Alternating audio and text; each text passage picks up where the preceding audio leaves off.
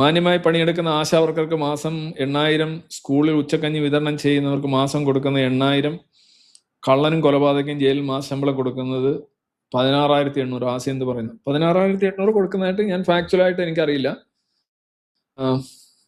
ആ ശമ്പളം ഈ ജയിൽ പുള്ളികൾക്ക് ശമ്പളം കൊടുക്കുന്നത് അതിൻ്റെ ചില വ്യവസ്ഥകൾ അനുസരിച്ച് അതിലൊരു ഭാഗം അവര് കുറ്റം ആർക്കെതിരെയാണോ ചെയ്ത് അവരുടെ വീടുകളിലേക്ക് പോകും. പിന്നെ ഒരു ഭാഗം ഈ കുറ്റവാളികളുടെ, ജയിലിൽ കിടക്കുന്ന കുറ്റവാളികളുടെ വീടുകളിലേക്ക് പോകും. പിന്നെ കുറച്ച് ഒരു ചെറിയൊരു ഭാഗം 5-1 മറ്റോ അവർക്ക് കിട്ടും എന്നാണ് പറയുന്നത്.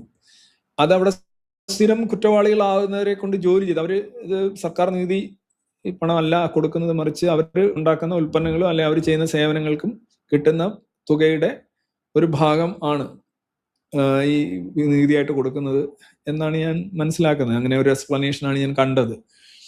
അപ്പൊ അങ്ങനെ വരുമ്പോൾ ഈ ജയിൽ പുള്ളികൾക്ക് ശമ്പളം കൊടുക്കാൻ പാടില്ല എന്ന് ഞാൻ അങ്ങനെ കരുതുന്നില്ല. കാരണം അവരൊരു ജോലി ചെയ്യുന്നു, അവരുടെ ഒരുപാട് civil rights, fundamental rights suspended ആണ്. അവർ കുറ്റം ചെയ്തു, അവരെന്താണ് നിങ്ങൾ ഉദ്ദേശിക്കുന്നത് എന്നുള്ളതാണ്. റിവെഞ്ച് ആണെങ്കിൽ, അതായത് ഒരാൾ കുറ്റം ചെയ്തതിൽ റിവെഞ്ച് മോട്ടീഫാണ് നിങ്ങൾ പറയുന്നതെങ്കിൽ കൊടുക്കാൻ പാടില്ല, 5 പൈസ കൊടുക്കാൻ പാടില്ല.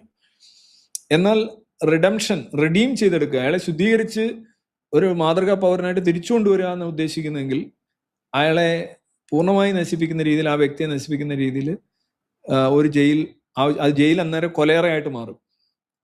ജയിൽ ഒരു എന്താ പറയുക, ഒരു ശുദ്ധീകരണ സെന്റർ, അല്ലെ ഒരു റീഹാബ്, അതല്ല അവിടെ ആവുന്നത്.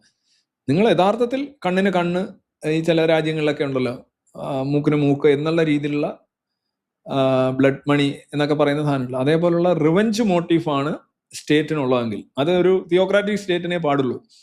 ഒരു ജനാധിപത്യ സ്റ്റേറ്റ് ഒരിക്കലും ഒരാൾ കുറ്റം ചെയ്ത് അയാളോട് പ്രതികാരം പാടില്ല, അയാളോട് വൈരാഗ്യവും വിദ്വേഷവും പാടില്ല. മറിച്ച് അയാളെ ചെയ്ത തെറ്റിന് 2 രീതിയിലാണ്. അവർക്ക് മാതൃകയായിട്ട് അയാളെ ശിക്ഷിക്കണം, പിന്നെ ഈ തെറ്റിന്റെ ആവർത്തനം തടയണം, 3 അയാളെ തിരിച്ചു കൊണ്ടുവരണം. ഈ 3 കാര്യങ്ങളാണ് ഒരു പരിഷ്കൃത സമൂഹവും ഒരു പരിഷ്കൃത ഭരണകൂടവും ചെയ്യേണ്ടത്. അവിടെ റിവെഞ്ച് മോട്ടീഫ് എടുക്കാൻ പാടില്ല എന്നാണ് എൻ്റെ അഭിപ്രായം. അപ്പൊ അങ്ങനെ നോക്കുമ്പോൾ ഈ വർക്ക് അവിടെ ഇരുന്ന് ചെയ്യുന്നവർക്ക് ശമ്പളം കൊടുക്കുന്നത് നല്ല കാര്യം. ഒരാളെയും ഈ സൗജന്യമായിട്ട് കൂലി കൊടുക്കാതെ പണിയെടുപ്പിക്കരുത്. സൗജന്യം എന്നൊന്നും ഇല്ല. അതിനോട് എനിക്ക് യോജിപ്പാണ്. പിന്നെ ഈ പൈസ 2 പോകുന്നു എന്നറിഞ്ഞു. ഒന്ന് ഇരയുടെ വീട്ടിലേക്ക് പോകുന്നു, ഇര മീൻസ് വിക്ടിം, അതിന്റെ വിക്ടിം. മറ്റൊന്ന് ഈ പ്രതിയുടെ വീട്ടിലേക്ക് പോകുന്നു. ഇതൊക്കെ ശരിയാണെങ്കിൽ ഓക്കെ, നിങ്ങൾ ഈ പറഞ്ഞ രീതിയിലും ഒരു സംഗതി അവിടെ സംഭവിക്കുന്നുണ്ട്. പിന്നെ ഇരയ്ക്ക് പ്രതി പൈസ കൊടുക്കണോ, അങ്ങനെയാണ് കോടതി വിധിയൊക്കെ വരുന്നത്. അപ്പൊ അതൊക്കെ വേറെ ക്വസ്റ്റ്യൻസ് ആണ്. ഓക്കെ, ഞാനൊരു നിയമം പറഞ്ഞല്ലോ.